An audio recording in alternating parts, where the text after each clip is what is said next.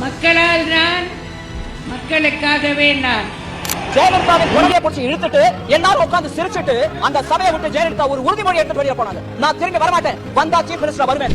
ஜெயலலிதா என்னும் நான் தமிழ்நாட்டு அரசின் முதலமைச்சர் என்ற முறையில் எனது கவனத்துக்குள்ளாவதும் தெரிய வருவதுமான எந்த பொருளையும் முதலமைச்சரின் கடமைகளை உரியவாறு நிறைவேற்ற தேவையான அளவுக்கன்றி ஒருவரிடமோ பலரிடமோ நேர்முகமாகவோ மறைமுகமாகவோ அறிவிக்கவோ வெளிப்படுத்தவோ மாட்டேன் என்று. மக்களால் நான், மக்களுக்காகவே நான். உங்களால் நான், உங்களுக்காகவே நான்.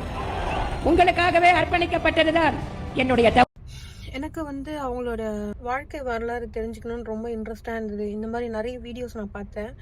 அப்புறமா அந்த படம் அந்த படமும் நிறைய வீடியோ வந்திருந்தது. இந்த மாதிரி தலைவின்னு ஒரு படம் இருக்குது, அதை ஃபுல்லாக அம்மா எப்படி சர்வே பண்ணாங்களோ அதை அப்படியே படமாக எடுத்திருக்காங்க அப்படின்னு.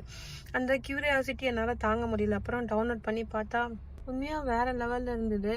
ஸோ அந்த படத்தெல்லாம் எப்படி நம்மளுக்கு தெரியாமல் போச்சு அப்படின்னு ஒரு பக்கம் யோசனையாக இருந்தாலும் அதெல்லாம் அதிகமாக வெளியே வரல, வெளியே மக்களுக்கு தெரியப்படுத்தல இந்த மாதிரி ஒரு படம் இருக்குது அப்படின்னு சொல்லிட்டு அப்படின்னு நினச்சேன். இப்போ ரீசெண்டாக வர படம்லாம் நிறைய பேர் ப்ரொமோஷன்ற பேரில் நிறைய பண்ணுறாங்க.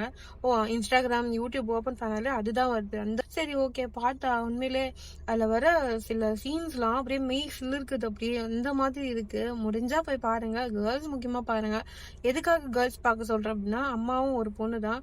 ஒரு பொண்ணு எப்படி சர்வே ஆகுறாங்க அப்படின்றது ஒரு படமா பார்த்தா எப்படி இருக்குமோ அந்த மாதிரி இருந்தது. ஏன்னா ஒரு பொண்ணு ஒரு சிஎம்மா ஆகிறது சாதாரண விஷயம் கிடையாது. இப்ப விஜய் எப்படி வாட்டி வதக்கி எடுக்கிறாங்களோ அந்த மாதிரி அம்மாவை எவ்வளவு பண்ணிருப்பாங்க அப்படின்னு யோசிக்க கூட முடியல. இல்ல ஆனா அவங்க தைரியமா பேசுவாங்க. எத்தனை பேர் இருந்தாலும் தைரியமா பேசுறது, அவங்களுக்கு நிறைய பேர் ரெஸ்பெக்ட் பண்றது, அதெல்லாம் பார்க்கும்போது நல்லா ஒரு மாதிரி மெய் சிலிருக்குச்சு. இந்த மாதிரி நம்மளும் இருக்கணும் அப்படின்னு சில இடத்துல எல்லாம் தோணும். என்னன்னா தைரியமா பேசணும், எதா இருந்தாலும் பாயிண்டா பேசணும் அப்படின்ற ஒரு இது வந்துச்சு. நிறைய பேர் சொன்னாங்க காமராஜர் காலத்துல கூட நல்லா இருந்துச்சு அப்படின்ட்டு. உண்மையா நம்ம படிச்ச வரைக்கும் நிறைய வீடியோஸ் நானும் பார்த்தேன்.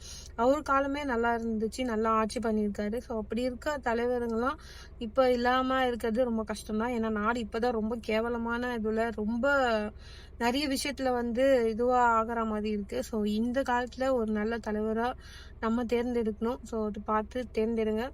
அந்த மாதிரி இருப்பாங்களான்னு கேட்டா தெரியல எனக்கு.